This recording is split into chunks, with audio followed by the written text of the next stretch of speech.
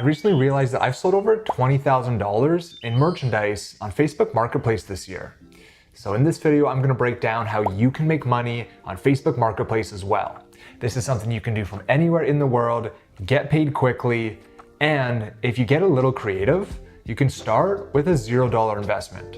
Let's get into it. If you've never heard of Facebook Marketplace, it's a subset of Facebook where you can buy and sell local goods in a variety of categories. Everything from cars to books to meal prep. Anything you can own or create, you can buy and sell on Facebook Marketplace. The sign up is super easy. If you already have a Facebook account, you can tab over to Marketplace and start browsing or listing items in your local area. If you don't have a Facebook account, you can sign up for free to gain access to Facebook Marketplace. Personally, I used to sell items on eBay and Craigslist, but late last year made this switch to Facebook Marketplace and haven't looked back. And since then, it's become one of my favorite and lucrative side hustles. Anytime the rent comes due or I need to make some extra money, reselling items on Facebook has become the fastest way to put money in the palm of my hand. And while this channel is all about making money as a writer, I've come to look at Facebook Marketplace as a writing platform. The vast majority of communication on Facebook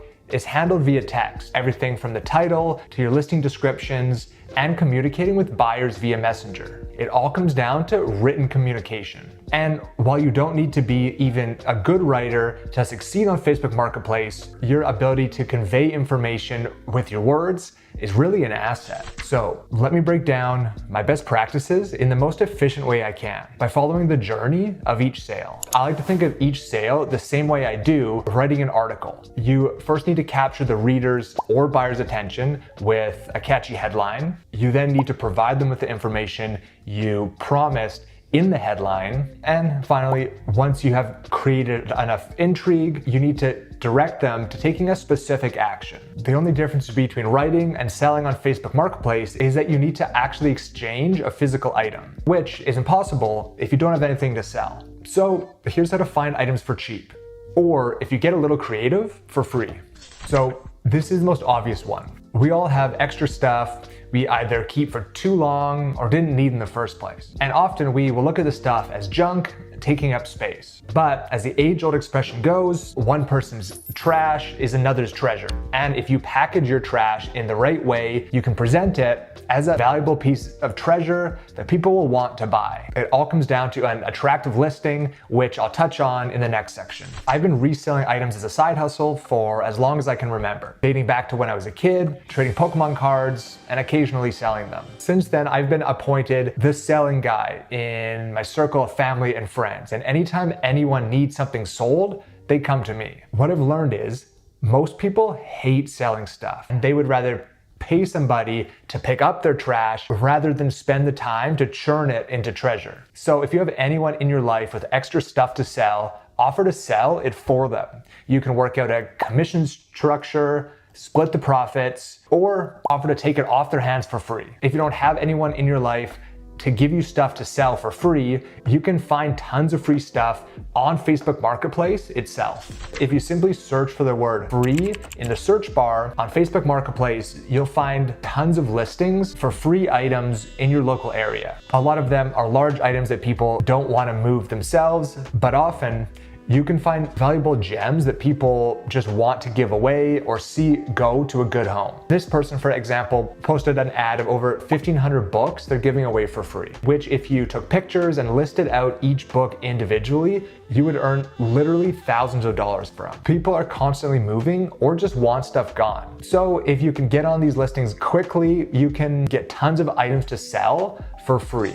And lastly, you can resell items, which, just like the stock market, involves buying low and selling high. If you're a beginner, I wouldn't recommend this method, as you need to have a knowledge of what sells and how much you should be paying. But if you have a little experience, eBay, Facebook Marketplace, and Amazon liquidation sales can be great places to find items for cheap and then resell. Often all it takes is a little cleaning or fixing up to turn an item from almost unsellable to quite valuable. Not to mention making an attractive listing for it, which starts with a great picture. Here's some of my best practices for taking attractive pictures that will sell.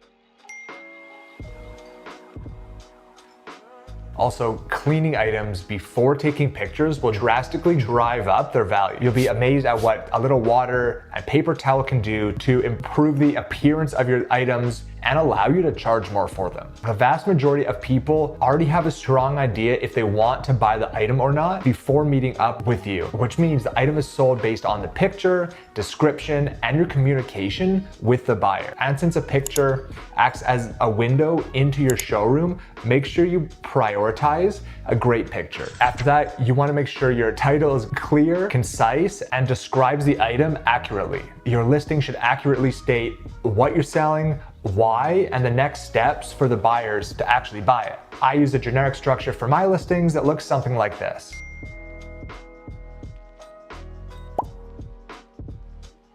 Once you're done with your listing, you're gonna add your tags, but I recommend adding them after you've already published your listing. Here's why. When you fill out your listing, Facebook will automatically assign a category to it, which is often much more specific than if you add it yourself. And if you add your own tags before publishing, it can mess with Facebook's AI and auto-assign your item to a weird category. The category and tags are how Facebook's AI will find potential buyers for your item. So instead, what I like to do is fill out the listing without a category or tags, hit post, and then go back into edit listing and add a handful of relevant tags. This way you get the best possible category and you can manually add tags that buyers may be looking for. Aside from the title and picture, the next most important part of your listing is the price. If an item is priced too high, buyers will scroll right by it. And if you price it too low, well, you'll make less money. So it's important to have an understanding of how much your item is actually worth. If you open up Facebook Marketplace on a desktop computer, you can change the availability to sold and search for similar items to what you have to see how much people actually sold them for. This feature is not available on the mobile app. So if you want to do this on your phone, you can download the eBay app and similarly search for sold items. After you have this baseline, take into account the condition of your items as well as any packages you can put together. I found one of the best ways to increase the price of your listings on Facebook is to package or unpackage items based on what people are looking for, but more on that later. Always list items at a price a little higher than you will be willing to take. This is because it's common practice for people to haggle a bit, and you can help to close a sale by giving them a little bit of a deal. If you prefer to deal in cash rather than e-transfer, it's always best to have some cash of your own on hand to give people change if they need it. If you've listed your product with an attractive picture, a catchy title, and a descriptive listing, you should start seeing messages from buyers almost immediately. But if you haven't received a message in more than 3 days, I would ask yourself the following list of questions. If your item is still not garnering interest, it could be an unpopular item. In which case, it's always smart to package items together to be able to sell them. For example, last year, I posted a pair of old boxing gloves for $40.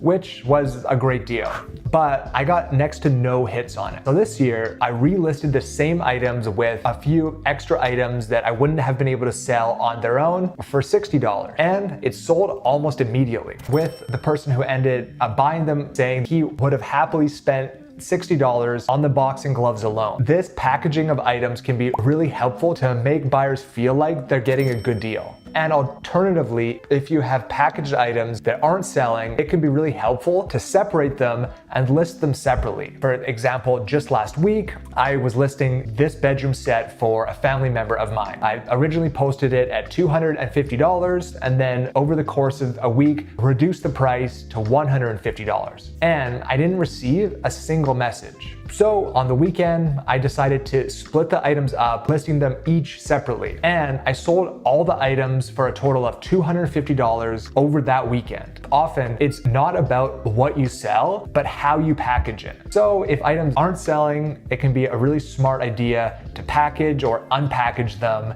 to reach the right buyers. Now, if you've created an attractive listing, your inbox will likely be flooded with tons of interested buyers, which can be a little overwhelming at first. For starters, I respond to everyone who messages me, even if the item is already sold or I have someone coming to take a look. And yes, even if they send the generic message, is this available? You'll see tons of listings on Facebook Marketplace that say they will not respond to people who send the auto-generated message, is this available? Personally, I think it's important to respond to these messages because a lot of people simply don't know how to start a conversation. So I generally respond with a generic message of my own. Communicating with buyers can become tedious. So I've created a list of generic messages to send to buyers in a custom Notion app I call my writing dashboard. Many people won't read the listing and will ask you for information you've already shared. And to be honest, some people are downright unreasonable. But if you remain patient, responsive, and respectful, you'll find great people who are eager to purchase your items and pay full price. If a buyer is being rude or disrespectful, you are fully within your right to block them. This is something I've had to learn the hard way, but sometimes blocking someone is the best way to avoid a negative review. If you're uncomfortable with strangers coming to your house, you can always offer to meet at a nearby location. I really hope these tips help you build an additional stream of income for yourself. For more videos on these types of side hustles, I'd love for you to subscribe. And for a full beginner's guide to making money on Facebook Marketplace, you can check out the pinned comment. Thanks so much for watching. That's it for me, and I'll see you in the next video.